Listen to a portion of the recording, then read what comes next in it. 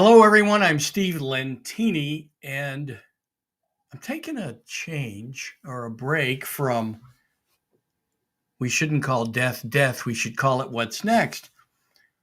And I think it's all critical understanding that we live in a miracle, we live in a universe. And this week's live is about self awareness. The self aware leader, salesperson, it doesn't matter where you are in your career, the self aware employee. I've coached people for over 20 years, and some have been with me that whole time. That they started out at different levels, and today they're partners in businesses or senior leaders or CEOs, and I'm coaching their teams. So here's a foundation on how to leapfrog in your career, or better yet, a calling. Is it your calling? Because if you're thinking about retirement, that's a career, as John Maxwell says. I've been in John Maxwell's work for over 4 years, mostly for my own study, continued growth. And John Maxwell just wrote the book this year, The Self-Aware Leader. Self-awareness is the foundation of emotional intelligence, emotional quotient. Harvard, Inc., Forbes, Gallup, they all talk about the self-aware person today has an edge in a career. And I say find your calling, because a calling you don't retire from. For example, I'm in my calling, and it began especially on November 18th, 2002, which was the day of my near-death experience. My calling I'll do even if they have to prop me up in front of this camera. I'll be 70 this year, but even if they have to prop me up in front of this camera someday in order to do a live, I'll continue to do it. I don't think about retirement. It has never crossed my mind. In fact, even when I was younger, I have the freedom and the leeway, since I work for a guy who's bald, maybe slightly overweight, but he's a good guy. And I make my schedule flexible so that I have plenty of time to do the things I love. But let's talk about self-awareness and why it's important, why I think it's important.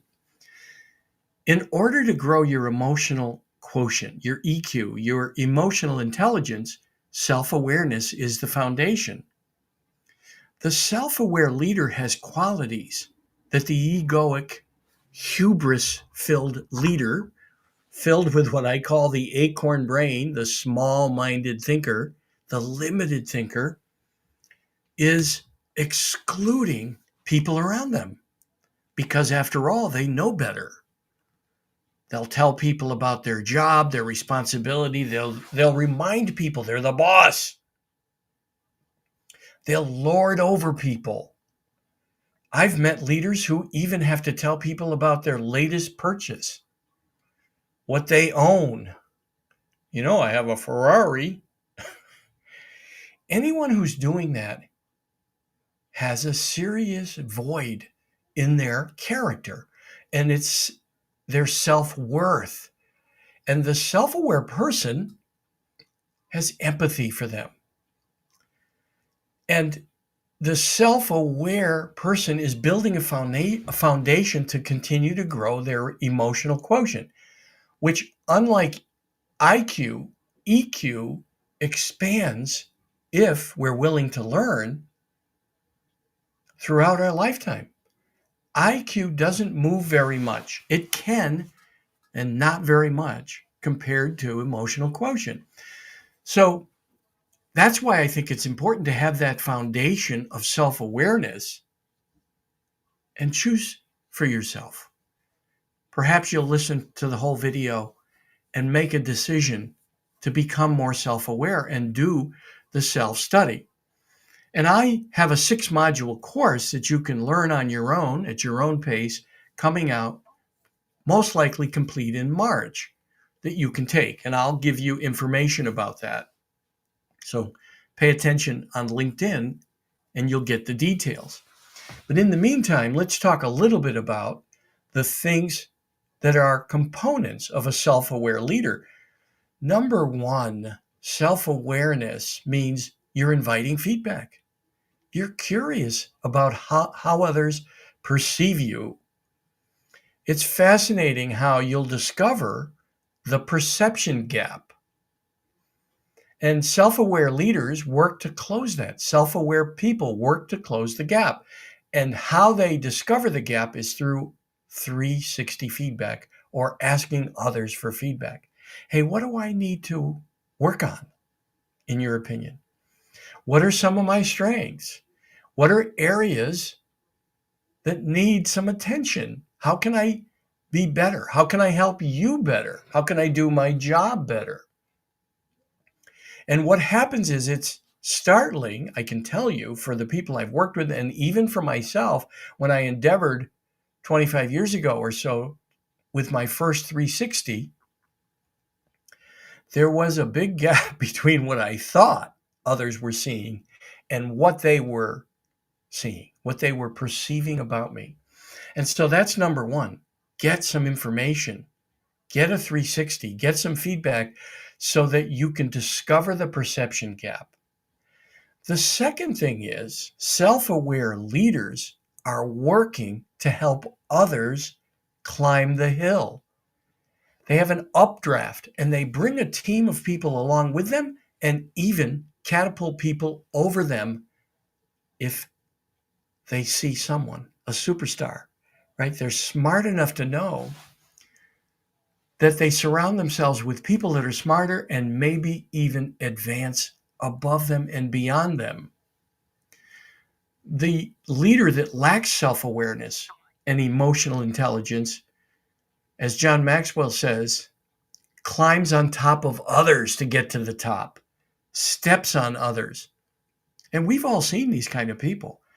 They constantly have to prove how great they are compared to others, and they tell their stories. They tell their stories. I'll give you an example. I worked at a company where one of their top performers was constantly reminding people of all the great things he's done. And when anyone appeared in the company that looked like they might challenge his position on the top, whether it was in sales or in ideas about how to run the company, he worked to bring that person down and sabotage them and reminded everyone how, well, did you hear that guy's idea? Remember what I used to think. Remember some of my ideas. Here's what I think is better. And what happened was it exposed his weakness. People knew. They would talk about, well, he must have had a hard childhood, or his father must have been awful to him. Or they just said, wow, he's got a real challenge with his own self-worth. They understood the void and the gap. Now, others, of course, felt lower than him. They felt reduced. They felt belittled. And that was a question of their own self-worth. So if you've got someone around you that is belittling you, have empathy for them. The self-aware person has that empathy, and they're looking to help others up. They have an upward draft. This particular guy that I'm using it as an example, had a downward draft. He wanted everyone below him to stay below him and to know it. What energy do you think is a better energy to lead with? If you're running a company, are you belittling others? Or are you helping others grow and learn and setting the example? So the next thing is self-aware leaders model the behavior they want to see. So they understand if they want people to be open to feedback, they model that. They ask for feedback. You model it. If they want an open environment, a culture filled with employees who aren't afraid to push back, question things, even the leader himself, they invite it. They model that behavior. What are some other ideas here? Let me hear what you say. And if they don't get a lot of feedback in a group, they go to people individually. Hey, I noticed maybe that you had something to say in the meeting, and I want you to say it. It's important to me that you share what you're thinking. So that self-aware leader has qualities that are what I call infinite, limitless thinking, not small-minded, egoic, limited thinking. They don't believe that they're competing with anyone for a job or that they have to shine and outshine others. They know that there'll be an updraft created by their enthusiasm for feedback, for ideas, for creating a culture where there's healthy debate, even a little bit of chaos, in order to stimulate innovation. I also worked at a company, I'll give you another example, where the COO had to have the final say. And very much like the first example, made others wrong and belittled people constantly in management meetings. And then in management meetings, even spoke about other employees behind their back. Spoke about people on the sales team as if they were not part of the productive team with the same goal, wanting to increase sales, making fun of people. That person too had a serious gap in self-worth. But what do you think her leadership modeled? And what do you think it caused? It stifled innovation. It had others talking about others because that's what she modeled, even constantly talking about her behind her back. Think about what behaviors you are modeling. Are they limitless and infinite? Modeling what you live in. See, that's the thing, the basic thought that self-aware people remember. We live in something infinite. There's a greater intelligence, not just at work. There's a greater intelligence than my own, not just here, but in the universe, something that created something infinite. And now even physicists are thinking infinite universe on top of infinite universes. Infinite universes on top of infinite universes. And we have the hubris to think we know it all. We have the answers. So a self-aware leader surrenders to a greater intelligence, whether it's the employees around them. They don't have to be the smartest one in the room. They lead the smartest people. And what do you think happens? Who gets credit for a thriving, productive, growing, healthy company? Isn't it the leader? So I challenge you to think about, how self-aware are you? How can you expand your emotional quotient, your emotional intelligence? How can you create an updraft for those around you and let go of being the smartest in the room? You're not the smartest in the room. You're not the smartest in a universe, are you? You're not general manager of the universe. Something is. After all, we're floating on a globe at the exact right spot around an exposed nuclear fusion plant with a rock floating around us that affects our tides. And remember this too. I keep this marble next to me to remind me of how small the earth really is in relation to the universe. And physicists have said perhaps our sun is a grain of sand in the universe in relation to the size of the universe. Then what does that make our little globe? But we think we're it, man. I'll date myself. We think we're the cat's meow. There's another term, but I won't use it. Think about how small you are in relation to the size of the universe and what's the best energy to put out there as a leader. You don't have to be the smartest. You don't have to be the brightest.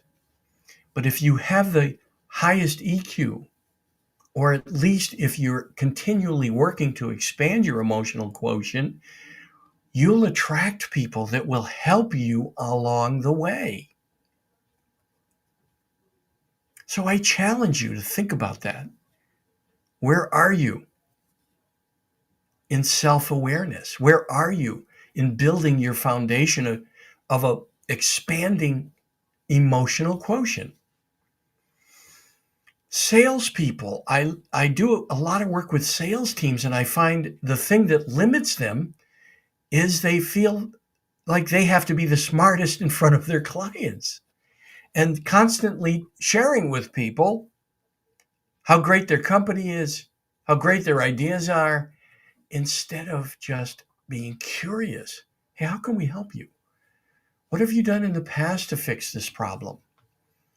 What's working now and not working now in the present? What would you like the future to look like?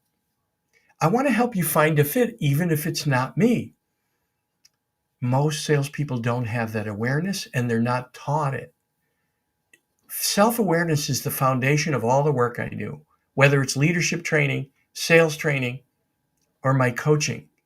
First, I have to see if the client's a fit for me. If they don't have self-awareness to begin with, the basic self-awareness, if they're an egoic leader filled with hubris, they know it all, they're not a fit for me. I say, thank you. I think I can recommend someone that would work for you, and I don't think this would fit for my program. I'm not fighting anybody to teach or to coach or to model. Because again, I don't know it all. I say to all my clients, if I say I found the way, run away, and then check in with me in 6 months to see if I've regained my sanity. There's no one way in leadership, but what there is taking narrow minds and helping them become open minds and being able to empty myself and continue to learn. Otherwise, I'd be out of integrity. So I have coaches and I have an ongoing study program along with John Maxwell, others. And that helps me continue to be open to new ideas. And I ask for feedback along the way. By the way, I invite you to give me feedback about the videos and things I could do better. Because if not, I'd be out of integrity. And my self-awareness, my emotional quotient would come through to you. Any questions, you can email me, steve@stevelentini.com, steve@stevelentini.com. You can message me on the various platforms that this video appears, and I'm always glad to help. One of the universal laws that I love is to do more than we're paid for. Think about that. That's also self-awareness and EQ.